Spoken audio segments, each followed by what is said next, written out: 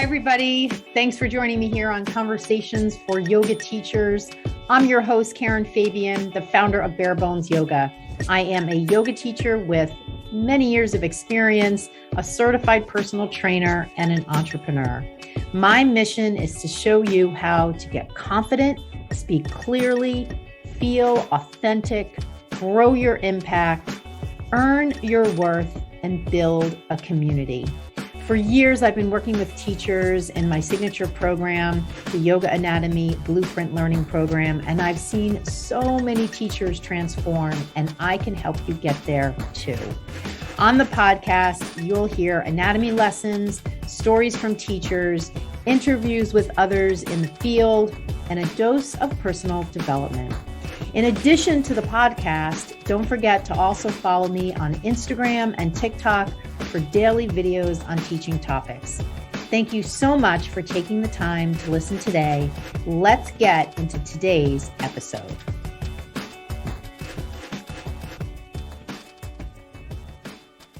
Hi there. My name is Karen Fabian, and I am your host. Welcome to Conversations for Yoga Teachers. It is so great to be with you, and thank you so much for listening. I am recording this on February 16th, 2023, and this will go live the following Monday, which is the 20th. So we are moving through February and just kind of motoring through this year, almost at March, which is just kind of, once we get through March, end of the first quarter. So I wonder how things are going for you with your teaching. I would love to know, so send me a DM. Let me know how things are going with your teaching, how long you've been teaching. I've been really loving conversations I've been having lately in the DMs on Instagram. And so always know that when you join me on Instagram, the first thing you're most likely going to get from me is an email. And I personally send them, or a DM. I don't use anything automated. I don't have an assistant that does this. It is 100% me, and 100% because I want to know about you, how you found me, what interested you about my page, how long have you been teaching, how are things going. My whole vibe is that I am here to help you. And that's why when people join me on Instagram, I love to reach out to them and find out more about them and, how things are going. So if you've gotten one of those DMs and you've thought it was spam or a robot or a bot or something, a conversation starter that's automated, nope, that's me. Matter of fact, a couple of times I get teachers that respond back and they say, "Oh my God, you're a real person." I'm like, "Yes, I am a real person." So welcome to today's show. This is going to be kind of a short anatomy lesson, and I'm going to be focusing on the shoulders. And if you've been listening for a while, you know that my content is, of course, focused on yoga teachers, and you're probably a yoga teacher listening here. And it really goes into a bunch of different avenues. So sometimes I talk about anatomy, sometimes I talk about teaching skills, sometimes I have a guest on the show, I talk about mindset, I talk about neurolinguistic programming, I talk about neuroscience. There's just a lot, wellness, overall health and wellness topics. I love talking about limiting beliefs and manifestation. So there's just a lot of different areas that I go into, and going into anatomy is just one of those avenues. And of course, because you're a teacher, this is something that you need to know about. There's just no two ways around it. When I work with teachers in my program, one of the terms that I use inside my program is why words, and it has to do with understanding the why behind your cue. And that always lives in the anatomy, even if there's an additional reason for the why behind your cue. And maybe that has to do with somatics or energetics or alignment or something else. But there's always a common thread of the need for us as teachers to understand movement. And the shoulder joint is definitely a joint in the body, right? And it's one that people cue to a lot and sometimes don't know what they're talking about or what they're saying. And this can lead to confusion on the part of the student And it can really lead to a gap in the teacher between what they're saying and what they know. And that's the gap that needs to be filled for you to be a confident teacher. It's not really a big mystery about how to build confidence. And even though it's not a big mystery, I get that question more often than not. Matter of fact, I would say out of the hundreds of conversations I've already had this year with different teachers, the number one thing that they always say they want more of is confidence. And yet it's really interesting to me because many times when I reach out to them to share what is the source of that confidence and how can you fill that gap, they sort of fall off. And, I, in terms of the conversation, and I sort of feel like, people sometimes think that confidence lies in some sort of either quick fix or some sort of shiny object. And I hate to say it, it just doesn't. It really comes from knowing what you're talking about, because that's what you're doing as a teacher. You're standing there coaching people through a movement-based practice. Movement equals anatomy. You know anatomy, you're confident. Now, you can know a lot about anatomy and still be terrified. And I don't discount that as being a valid experience. And there definitely are other limiting beliefs that can get in the way of the most knowledgeable teacher on anatomy, that can get in the way of that person showing up confidently. So it's not a unidirectional thing. However, because 90% of what we're doing is talking people through the practice. And of course, I'm going to hold out a caveat. If you are practicing with your class, that's not what you're doing. You're practicing with your class. And that's a totally different framework for teaching yoga. It's not one that I encourage teachers to do. If you're doing it, that's completely up to you. I would say that's not what I'm talking about. What I'm talking about is teachers who are doing what I call the walk and talk, which involves walking around the room, sharing cues, or even just standing at the front of the class so you have a really good outlook on the whole class and talking them through the sequence. And to do that, you absolutely need to understand anatomy. So let's take a look at the shoulder joint. And, before I go into this, of course, it's audio only. And I remember years ago when I was starting this podcast, my father said to me, how the heck are you going to do a podcast where you talk about anatomy when all you have available to you is your voice? And I kind of laughed and I said, you know what? I'm not exactly sure. I really do feel, though, this is another medium for how I can share this information. And I will say that as you're listening, of course, if these terms and these muscle names are unfamiliar to you, that's going to be something that you can look up afterwards. I want you, though, to just sort of relax your mind and just allow the words and the conversation to just sort of flow into your brain and just use it as another way to absorb information. And then, of course, you can go just look up the shoulder joint online and just, match up a picture to what you see after we talk. So let's take a look. This is not going to be an exhaustive thing. This is going to be a review. I've selected certain muscles, and I want to give a shout out to, if you are listening and you are currently in my program, the Yoga Anatomy Blueprint Learning Program, which is about way more than just anatomy. I'm actually thinking of changing the name. But if you're in my program, which is about building your confidence and the skills that go with it, as a yoga teacher, I want to give you a shout out, number one, for being in the program. And I also want you to use this episode as an opportunity for you to test your knowledge, because all of what I'm sharing here is, of course, part of what we go over in the program.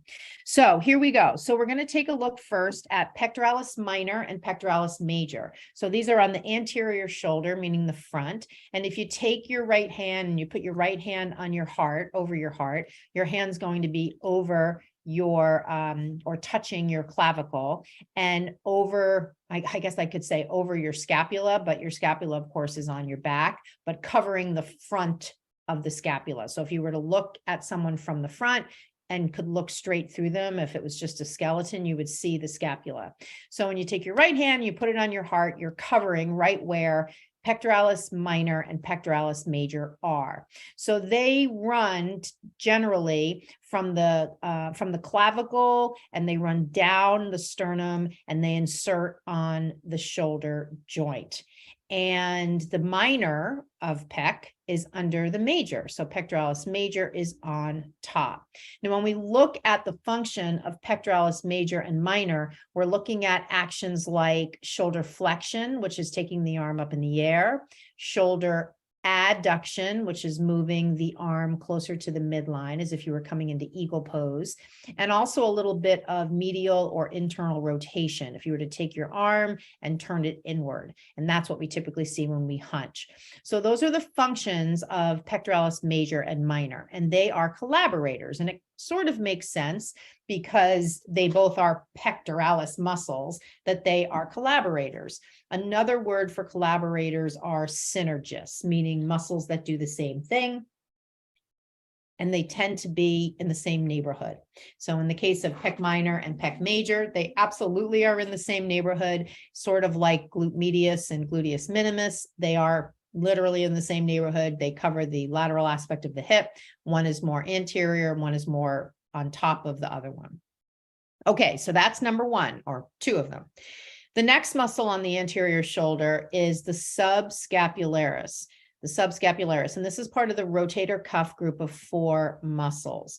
The subscapularis is underneath the scapula. So if you look at someone from the front, or if you look at a skeleton from the front and you see through the rib cage, the inside of the scapula, it's kind of like a fossa or a shallow cup, a shallow indentation.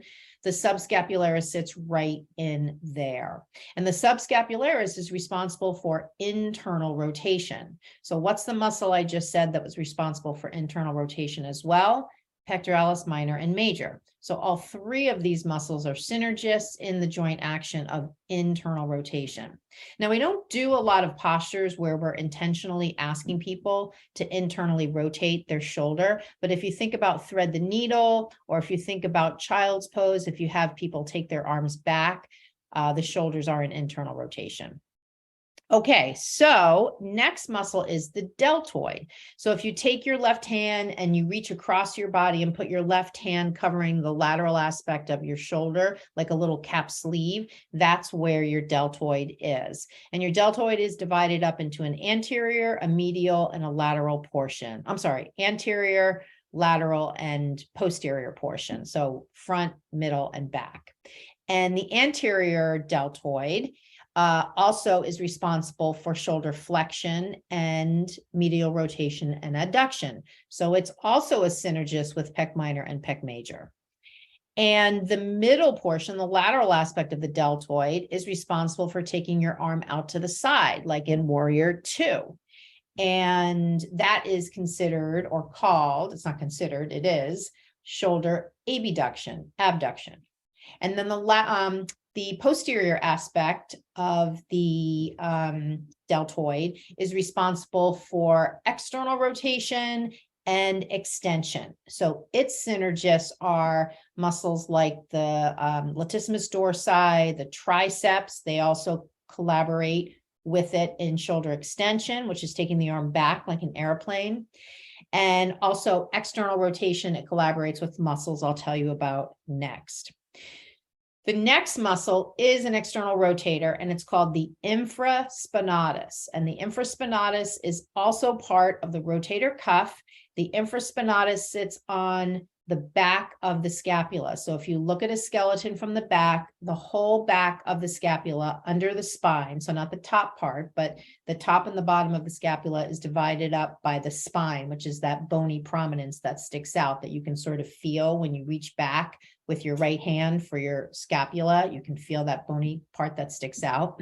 Underneath that is the infraspinatus, and the infraspinatus runs from the scapula over to the humerus, which is your upper arm bone. And because of its placement on the humerus, when it contracts, when it concentrically contracts, it externally rotates the shoulder.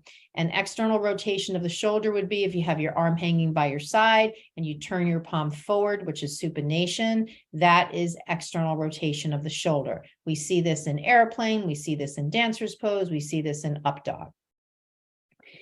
The collaborator of external rotation for the infraspinatus or the synergist is the teres minor.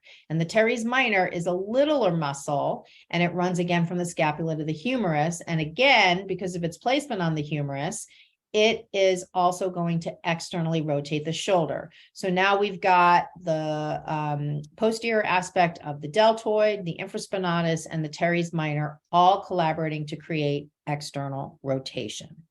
And then on the top of the shoulder, so if you take your left hand and you put your left hand on the top of your shoulder and you press down, you're going to feel most likely the trapezius. We'll get to that in a second. But underneath the trapezius is the supraspinatus. I believe it's inferior, not superior to the trapezius. And it sits in a little fossa, which is like a little indentation that is on the top of the shoulder and inserts on the humerus. And because of how it lies, it's kind of like a long, flat muscle. It acts to take the arm out to the side, like in Warrior 2. And if you remember before when I said Warrior 2 and the muscle that takes the arm out to the side, which is shoulder abduction, I was speaking about the middle deltoid. So that means the middle deltoid and the supraspinatus are both doing the same thing. So they are, again, synergists. So I want to just take a moment here and I want to just ask you, how are you doing with all of this? Like, I need you to know that I am literally just sitting here at my desk, just rattling this off because this is what I know. And if you're listening to this and you're like, holy shit, there's no way I could never know this, that is a belief that is not true. You absolutely can know it. And if you have tried to know this kind of stuff, number one, I see you and I can appreciate that sometimes it can be frustrating, but I want you to know that you've probably just not been learning it the right way. And the way that I teach this kind of stuff is a step-by-step way with my teachers. And I promise you, when you learn anatomy in a step-by-step way, you will be able to speak about it like this. And I also want to just take a moment to say, of course, we're not going to speak like this in our classes. This is not, the level of sharing of anatomy that we're doing. When we share anatomy words with our students, anatomy cues with our students, we are sharing it in an understandable way, but there is absolutely no way we can, I don't want to say dilute it. There's no way we can sort of work backwards to share it in an understandable way if we don't literally understand it. So we need to understand at the level of detail I'm sharing with you. This is not to impress you. This is not to say, look at all this stuff I know. This is to impress upon you. And I hope you appreciate that it's important for you as a yoga teacher to be able to just casually speak about anatomy like this so that you can go into your classes and share good cues. And even if you're not sharing anatomy-based cues, you still know what's going on. And it's not because you just want to know it. It's because you're going to see all sorts of variations in how people use these muscles. If we're just talking about the shoulder joint, you're going to see all different sorts of ways people do the poses when it comes to just the shoulder movements. And the only way you can really help them and change up the cues you're sharing and give them little, sequences they can do at home and that sort of thing is if you know this stuff at this level of detail. Okay, so we have 3 more. The next one is the trapezius. The trapezius, if you take your right hand and you put it on the back of your neck and you kind of palpate down from the base of your skull, that's just about where the trapezius begins. And you're only going to be able to palpate so far. And then you're going to get, well, actually, that's not true. You can palpate from the base of your skull down to the occiput, which is the very base of the skull. And then you're going to palpate out to the right, and you're going to come to the tip of your right shoulder. And then you're going to go back to the base of the skull, switch hands, put your left hand at the base of your skull, and you're going to palpate out to the tip of your left shoulder. That is the course, the placement of the trapezius, the upper trapezius.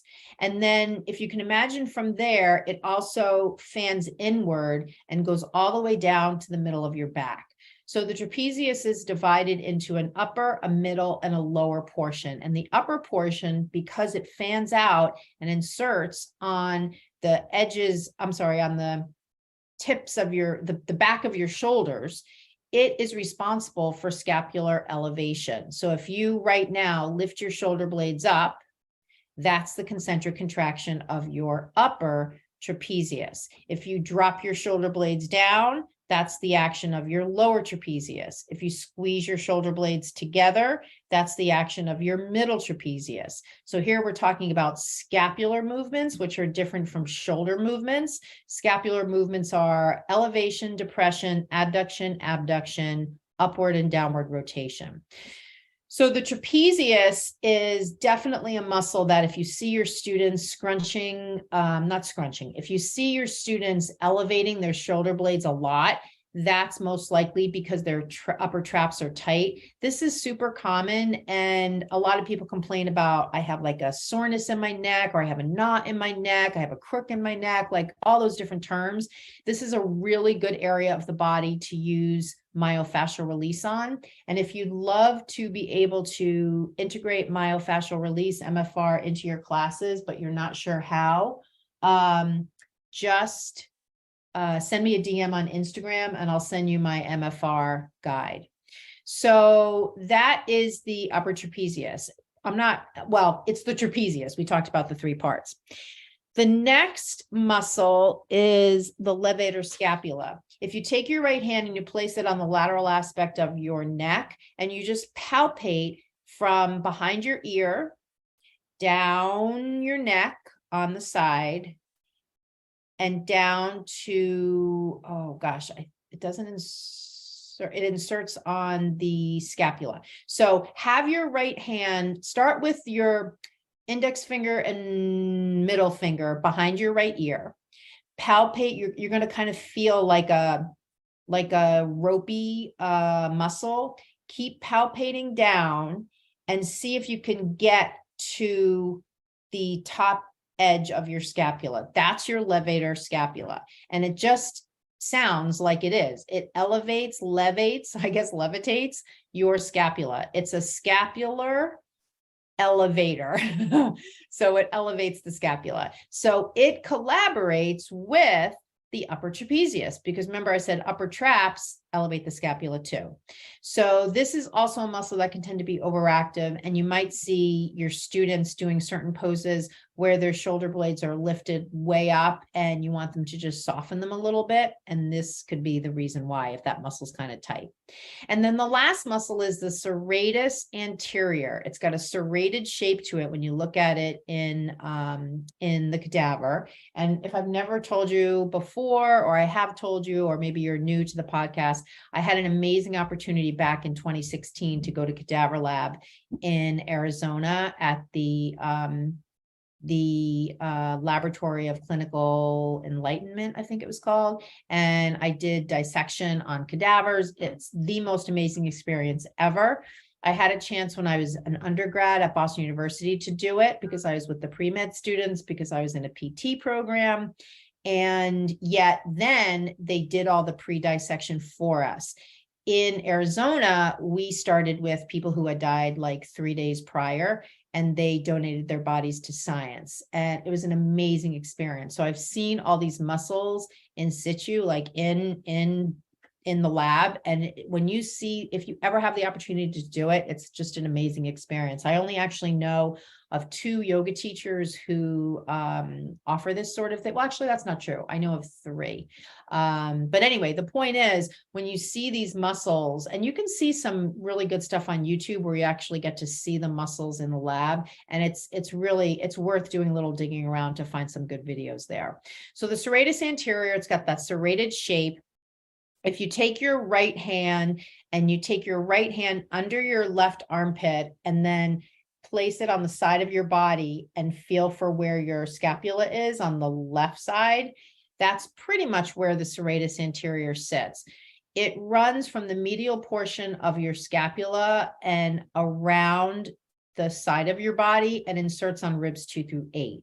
And what it does is it protracts the scapula. It separates the scapula from your spine. So that's scapular abduction or protraction. And we use this if you have people on hands and knees and they're doing cat pose, they're rounding their upper back. That's the action of the serratus. And the important thing for us as yoga teachers is we want people to use it in plank and low plank. They often don't, because it happens to be a muscle that tends to get weak in people. So the serratus anterior is definitely a muscle you want to cue people to. So you can start them off in plank, hold them in plank and ask them to round their upper back, and then talk to them about, notice your shoulder blades moving away from the spine. This is the action of the serratus anterior. We want to see if you can maintain some of this as you come forward and lower into low push-up. So that's the serratus anterior. So to wrap up this conversation, I'm just going to give you a couple of cues that have to do with these muscles that we've been talking about. So now you can sort of see how it blends into the cues that you share. So one that I love using, although I definitely would recommend you only use this if you really truly can answer a question about it, is to roll the inner eyes of the elbows forward in downward dog. The reason behind this cue is we want people to externally rotate because we don't want them in down dog dumping down towards the ground. And so we want them to externally rotate their shoulders. That means we want them to use the infraspinatus and the teres minor. Those are the two muscles I talked about earlier that are part of the rotator cuff that are responsible for external rotation. In order to get them to externally rotate, even though their palms are flat on the ground, we got to speak to something that those muscles do. And if you remember, both of those muscles insert on the humerus. Because the muscles are responsible for external rotation, it's going to rotate the humerus outward if you're in a down dog. And by outward, I mean towards the walls on the sides. So if someone is so let's say it like this. Imagine you're on a yoga mat, you're in downward dog, and you're in a studio where there's a wall to your right and a wall to your left. If you push away from the mat in your down dog and you roll the inner eyes of the elbows towards the front of your mat, you're rolling open your shoulders. So that's external rotation. And you're rolling, you could even say roll your biceps outward or to the walls on the side. I typically say roll the inner eyes of the elbows forward. Most people know what the inner eyes of the elbows are. If you see, this is another reason not to practice with your class. If you see when you say the cue that people are sort of moving their arms in weird ways, which you will see sometimes, I've seen this many times, that is a sign you need to reframe it, rephrase it to see if they get it. And then if they still don't get it, just quickly stop them and show them what you're talking about. And that's why this is only a cue to use if you really know the anatomy, because you don't want to get stuck in a place where you can't explain it. In plank, I already talked about cueing to the serratus. Put your folks in plank and have them press into a little bit of a cat pose to dome the upper back. And that will allow them to feel the scapular abduction, protraction, and you can speak to the action of the serratus there. In upward dog, you can ask people to, and you probably already are, asking them to squeeze the shoulder blades together. That's the action, remember, of the middle trapezius. So the middle traps are going to help them with that scapular action of scapular adduction. And then in Warrior One, as you have your students reaching up to the sky, you may see a little bit of overactivity in the traps and the levator scapula if they're super tight. Just don't ask your students to drop the shoulder blades. Drop is a pretty strong word. And when people hear drop, they tend to just really drop the shoulder blades. And you don't want people, when the shoulders are in flexion, meaning arms up in the air, to aggressively drop their shoulder blades, because that gets in the way of the upward rotation of the scapula that just naturally happens when the shoulders are in flexion.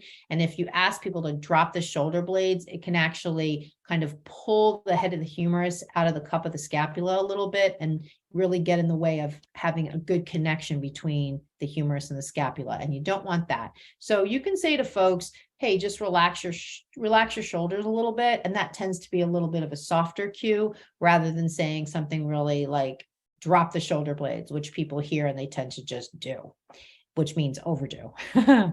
Okay, so one other thing I wanted to share now that we've talked about our anatomy piece, is I want to just share one mindset tip. And I'm going to tell you that this mindset tip is coming from a guide. I have a guide on mindset tips for teachers. If you want it, just send me a DM on Instagram, Mindset Tips for Teachers Guide, and I will send it to you.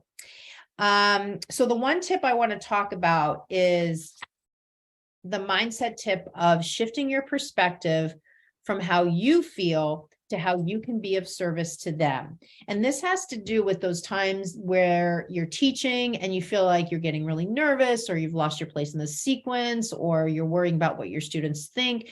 All of a sudden, or maybe over time in the class you're teaching, you're starting to feel like you're getting really involved in this other story that's going on in your head. And you're finding it's hard to kind of right the ship.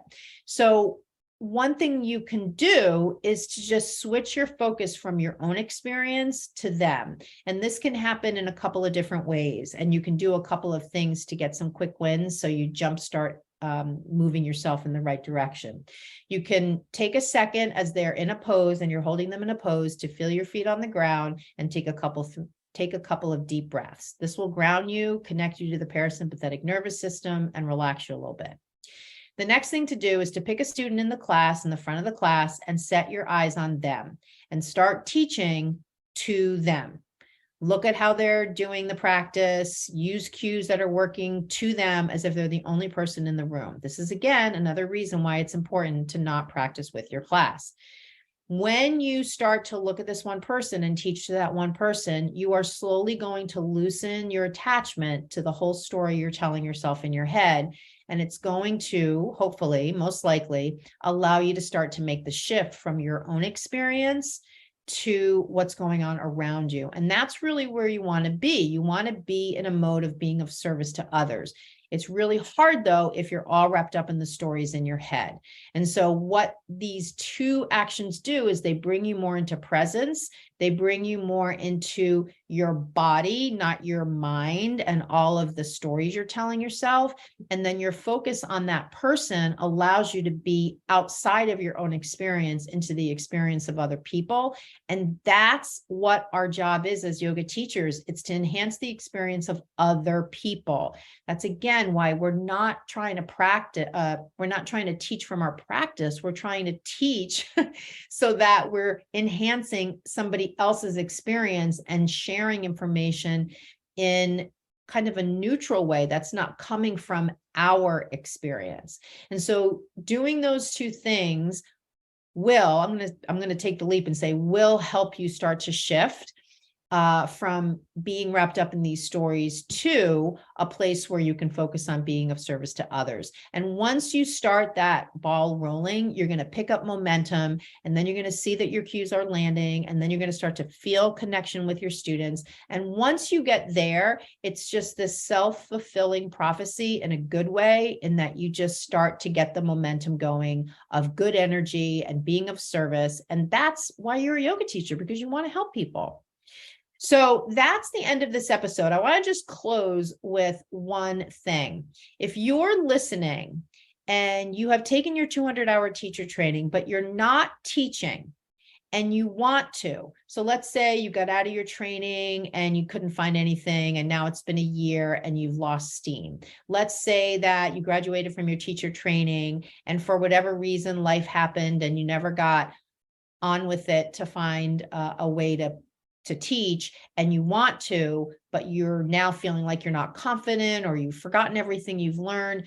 Whatever the reason is, if you're out there, you invested in your 200-hour and you're not sure how to get things going so you can teach, so you can start teaching, reach out to me on Instagram. Tell me that you heard this episode and you want to talk. I'm looking for 5 teachers who currently aren't involved in another teacher training program, and they're in that situation. They want to teach, but they don't know how to get started. So send me a DM on Instagram. Let's get some conversation going. And from there, I can let you know how I can help you. So thank you so much for listening. I really, really appreciate your time. I hope that you have enjoyed this episode and found it helpful. As always, send me your comments and thoughts on Instagram, or you can send me an email. And I hope you have a good rest of the week. And I will talk to you on the next show. Namaste. Hi there. Thank you so much for listening to this latest episode. And thank you so much for being part of my community and for spending some time with me here on the show. I wanted to wrap up this episode with just a quick note. I have a brand new recorded workshop page. And I'm really excited to offer you an opportunity to watch recorded workshops whenever you want. I have the first installment of a workshop on the page on the website, and it is a short workshop all about how to give effective cues.